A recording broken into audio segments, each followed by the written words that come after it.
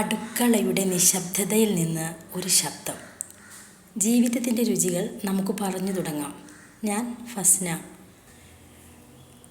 ചിലപ്പോഴൊക്കെ നമ്മൾ അടുക്കളയിൽ കറി വെച്ചുകൊണ്ടിരിക്കുമ്പോൾ, ജോലി ചെയ്തുകൊണ്ടിരിക്കുമ്പോൾ ചിന്തിച്ചിട്ടില്ലേ, അല്ലെങ്കിൽ ചിന്തിക്കാറില്ലേ, ഞാൻ എൻ്റെ കുട്ടികളെ ശരിക്കും മനസ്സിലാക്കുന്നുണ്ടോ?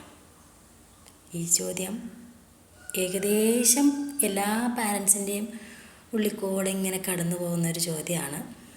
അതെ, ഇന്ന് ഇതിനെക്കുറിച്ച് പറയാനാണ് എനിക്ക് തോന്നിയത്. നമ്മളെല്ലാവരും പാരൻസായി. എങ്ങനെയാണ് കുട്ടികളെ സ്നേഹിക്കണ്ടേ, എങ്ങനെയാണ് അവരെ പരിഗണിക്കണ്ടേ, അതിനെക്കുറിച്ച് നമുക്കൊന്ന് കുറച്ച് സംസാരിക്കാം. ആദ്യം പറയേണ്ടത്, സ്നേഹം എന്നത് കുട്ടികൾക്ക് പറയാൻ വേണ്ട വാക്കല്ല, അവർക്ക് അനുഭവപ്പെടണം. അത് നമ്മളത് പറഞ്ഞ് കാണിക്കുന്നതിലും, നമ്മുടെ മുഖത്തിൻ്റെ സൗമ്യതയിലും, ശബ്ദത്തിൻ്റെ മൃദുത്വത്തിലും, കൈയുടെ താളത്തിലും തണുപ്പിലും ആ സ്നേഹം കുട്ടികൾക്ക് തോന്നണം. ചിലപ്പോൾ നമുക്ക് ദേഷ്യമൊക്കെ വരും, അവരുടെ പെരുമാറ്റം നമ്മളെ വല്ലാതെ അലോസരപ്പെടുത്തുകയും ചെയ്യും. പക്ഷേ ഓർക്കണം, അവരൊരു ചെറുപ്പക്കാരല്ല, അവർ പഠിക്കുന്ന കുട്ടികളാണ്, കൊച്ചുമക്കളാണ്. നാം ഒരു കാര്യത്തിൽ വേഗം ദേഷ്യപ്പെടുന്നുണ്ടെങ്കിൽ അവരത് പാടായിട്ട് എടുക്കും. ദേഷ്യം കൊണ്ട് പ്രശ്നം തീർക്കാമെന്ന് അവരും തീരുമാനിക്കും. അതിനാൽ കുട്ടികൾക്ക് മുമ്പിൽ നമ്മൾ എങ്ങനെ പെരുമാറുന്നു എന്നത് തന്നെ ഒരു വലിയ പാഠമാണ്. അപ്പോൾ ദേഷ്യം കൊണ്ട് ഒരു കാര്യത്തെയും കീഴ്പ്പെടുത്താം, അല്ലെങ്കിൽ എല്ലാത്തിനെയും നമുക്ക് വരച്ച വരയിൽ നിർത്താം എന്നുള്ള തോന്നൽ വളരെ തെറ്റായിട്ടുള്ള കാര്യമാണ്. ഇന്ന് നമ്മൾ ജീവിക്കുന്ന കാലം ടെക്നോളജിയുടെയും ഫാസ്റ്റ് ലൈഫിൻ്റെയും കാലമാണ്. നമ്മളെപ്പോലെയല്ല ഇന്നത്തെ കുട്ടികൾ വളരുന്ന സാഹചര്യം. അവരുടെ ലോകം മൊബൈലും ഗെയിംസും ഇൻസ്റ്റാഗ്രാമും എല്ലാം വേഗത്തിൽ മാറുന്നൊരു ലോകത്താണ് നമ്മുടെ കുട്ടികൾ ജീവിക്കുന്നത്. നമ്മളും ഈ വേഗത്തിൻ്റെ സ്നേഹത്തിൻ്റെ മൂല്യം എന്താണെന്നും അതിൻ്റെ വാംത്തും പലപ്പോഴും അവർക്കത് മറഞ്ഞു പോവുകയാണ്, അല്ലെങ്കിൽ അവരത് അറിയാതെ പോവുകയാണ്. പിന്നെ അവരുടെ തെറ്റുകൾ ചെയ്യാത്ത കുട്ടികളില്ല. കുട്ടികൾ തെറ്റ് ചെയ്യുമ്പോൾ നമ്മൾ ശിക്ഷിക്കുന്നത് പലപ്പോഴും അവർക്ക് പേടിയാണ് ഉണ്ടാക്കുന്നത്. പക്ഷെ അതവർക്കൊരു പാഠമല്ല. അതിനാൽ അവർ തെറ്റ് ചെയ്താലും ആദ്യം അവരെ അത് മനസ്സിലാക്കാൻ ശ്രമിക്കുക. എന്തുകൊണ്ട് അങ്ങനെ ചെയ്തു എന്ന് ചോദിക്കുക. അപ്പോഴാണ് അവർ അത് പഠിക്കുന്നത്, തെറ്റുകൾക്ക് പിന്നിൽ കാരണങ്ങളുണ്ട് എന്ന്.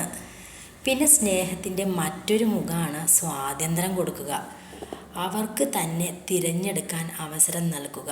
എന്ത് വസ്ത്രം ധരിക്കണം, ഏത് കളി കളിക്കണം, എന്ത് ഇഷ്ടങ്ങളാണുള്ളത്, അവരെ അവരുടെ തീരുമാനങ്ങൾ എടുക്കാൻ പഠിപ്പിക്കുക. അതാണ് ആത്മവിശ്വാസത്തിൻ്റെ വിത്ത് അവർക്കുള്ളിൽ നമ്മൾ പാകുന്നത്. നമ്മൾ പാരൻസ് ആയിട്ടുള്ളത് ഒരു വലിയ ഉത്തരവാദിത്തമാണെങ്കിലും അതിന് ഒരുപാട് സൗന്ദര്യമുള്ള അനുഭവങ്ങളുമുണ്ട്. ദിവസത്തിൽ ചില സമയം എന്തെങ്കിലും കാരണമില്ലാതെ, ഒരു കാരണവുമില്ലാതെ കുട്ടിയെ ചേർത്ത് പിടിക്കുക. ഞാൻ നിന്നെ സ്നേഹിക്കുന്നു, ഞാൻ നിന്നെ പരിഗണിക്കുന്നു എന്ന് പറയുക.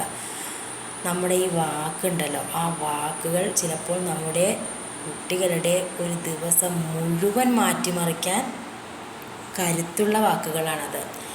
ചിലപ്പോൾ നമ്മൾ കരുതുമ്പോൾ എനിക്ക് കിട്ടിയിട്ടില്ലല്ലോ, എൻ്റെ അമ്മ എനിക്ക് തന്നിട്ടില്ലല്ലോ, പിന്നെ ഞാൻ എന്തിന് എൻ്റെ മക്കൾക്ക് ചെയ്തു കൊടുക്കണം. അത് തെറ്റായിട്ടുള്ളൊരു ധാരണയാണ്. നാം ജീവിച്ച കാലഘട്ടമല്ല നമ്മുടെ കുട്ടികൾ ജീവിക്കുന്ന കാലഘട്ടം.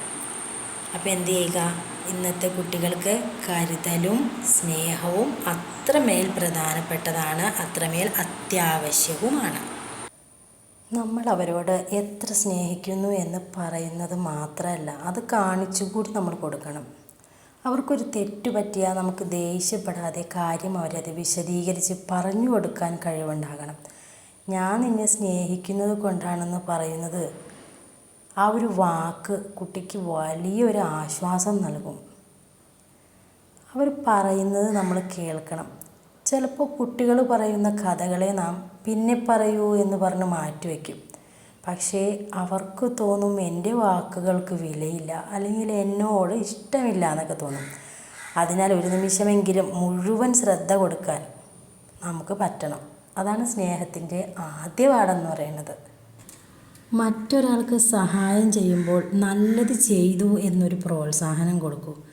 അതിലൂടെ അവർക്ക് മനസ്സിലാകും സ്നേഹം എന്നത് മറ്റുള്ളവർക്കായി എന്തെങ്കിലും ചെയ്യുന്നത് കൂടിയാണെന്ന്. നിസ്സാര കാര്യമാണെങ്കിലും മറ്റുള്ളവർക്കൊരു കാര്യം ചെയ്തു കൊടുക്കുമ്പോൾ കുട്ടികളെ പ്രോത്സാഹിപ്പിക്കാൻ ഒരു കാരണവശാലും നമ്മൾ മറന്നു പോകരുത്. പിന്നെ നമ്മൾ ഓർക്കേണ്ടത്, നമ്മളും കുട്ടികളും ഒരുമിച്ചിരിക്കുമ്പോൾ അല്ലെങ്കിൽ നമ്മളോടൊപ്പം അവരിയ്ക്കുമ്പോൾ പരമാവധി ഫോൺ താഴെ വെച്ച് ഫോണിനെ നല്ല രീതിയിൽ അവോയ്ഡ് ചെയ്ത് നമ്മൾ അവരോടൊപ്പം ഇരിക്കണം. അവർ പറയുന്നത് കേൾക്കുമ്പോൾ ആ എന്ന് പറഞ്ഞ് നിർത്താതെ അവരെ കണ്ണിലേക്ക് നോക്കി ചിരിച്ച് അവരുടെ വർത്തമാനം നമ്മൾ ശരിക്കും ശ്രദ്ധിക്കുന്നു എന്ന് അവർക്ക് തോന്നണം. അവർക്കത് പറഞ്ഞാൽ പോലും പറയാനാകാത്ത സ്നേഹമാകും. നമുക്ക് കൊടുക്കാൻ പണവും സമ്മാനവും മാത്രമല്ല, നമ്മുടെ സമയം കൂടിയാണ്. അല്പം സമയം നാം അവർക്ക് കൊടുക്കുമ്പോൾ അവർ അതിൽ വളരും.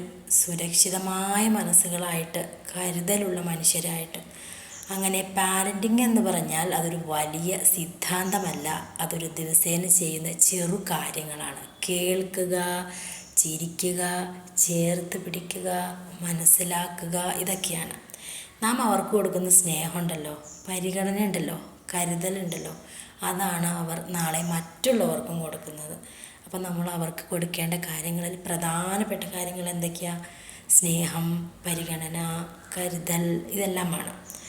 അതിനാൽ ഇന്നും നാളേക്കും അവർക്ക് നമുക്ക് പറയാനുള്ളത് ഒറ്റ വാക്ക് മാത്രമാണ്.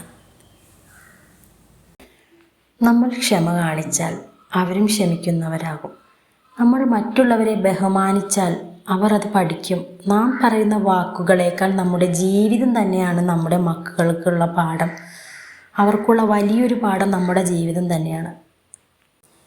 കുട്ടികൾ നമ്മെ കേൾക്കുന്നതിലും കൂടുതലായി നമ്മെ നോക്കിയിരിക്കുകയാണ്. അതുകൊണ്ട് സ്നേഹത്തെക്കുറിച്ച് പറയുന്നതിന് മുമ്പ് അത് ജീവിച്ച് കാണിക്കുക. നമ്മുടെ കരുതലും ക്ഷമയും തന്നെയാണ് അവർ നാളെയുടെ ലോകത്ത് കാണിക്കാൻ പോകുന്ന സ്നേഹത്തിൻ്റെ ഉദാത്തമായ രൂപം. സ്നേഹം പറയേണ്ടതല്ല, അനുഭവിപ്പിക്കേണ്ടതാണ്. വീഡിയോ നിങ്ങൾക്ക് ചെറുതായൊന്ന് ഉപകാരപ്പെട്ടെങ്കിൽ, ഒന്ന് മനസ്സ് തൊട്ട് പോയി എന്ന് തോന്നിയെങ്കിൽ ഒരു ലൈക്ക് തരണേ. നമ്മുടെ ഈ ഒരു ചെറു ശ്രമം കൂടുതൽ പേരിലേക്ക് എത്താൻ നിങ്ങൾക്കും കഴിയട്ടെ. അതിനായി ഒന്ന് ഷെയർ ചെയ്യാനും മറക്കരുതേ. ഇതുപോലെ നൊസ്റ്റാൾജിക് ഓർമ്മകളും ജീവിത ചിന്തകളും അടങ്ങിയ വീഡിയോകൾ ഇനി കൂടി ലഭിക്കണമെന്നുണ്ടോ? അങ്ങനെയാണെങ്കിൽ സബ്സ്ക്രൈബ് ബട്ടൺ അമർത്തി ബെല്ലൈക്കണും ഓണാക്കൂ. നിങ്ങൾക്ക് ഓരോ കമൻറ്റും ലൈക്കും എനിക്കൊരു വലിയ പ്രചോദനമാണ്. അതിനാൽ അഭിപ്രായം താഴെ കമൻ്റായി പറയാൻ മറക്കല്ലേ. നന്ദി പറയാനുള്ളതിനേക്കാൾ വലിയൊരു സന്തോഷമാണ് നിങ്ങളെല്ലാവരും കൂടെ ഉണ്ടാകുന്നത്. അടുത്ത വീഡിയോയിൽ വീണ്ടും കാണാം. അതുവരെ സന്തോഷത്തോടെ ഇരിക്കൂ. Art by Fasna.